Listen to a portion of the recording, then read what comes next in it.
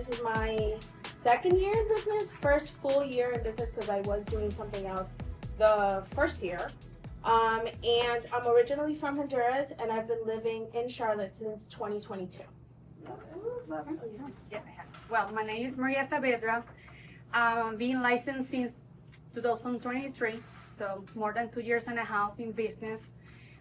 This year has been full-time as a real estate agent, which I am proud because I was dual career.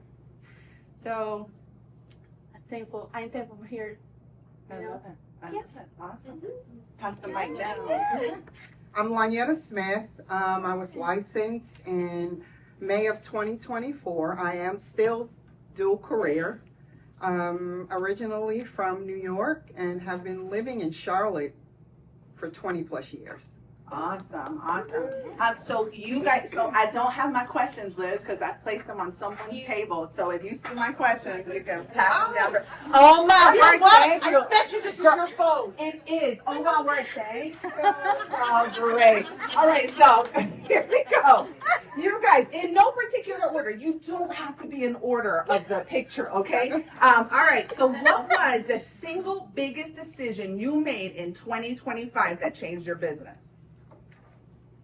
Go, Pam. Look, so you're ready. Go, girl. I went all in. So I was doing something in 2024 that was taking too much of my time. I made this decision in September 2024 to go all in. So, we're in a cycle business. Whatever you're doing today is not going to reflect till 60, 90 days into the future. So that's what truly marked a difference, going all in and time blocking, which I'll talk about later.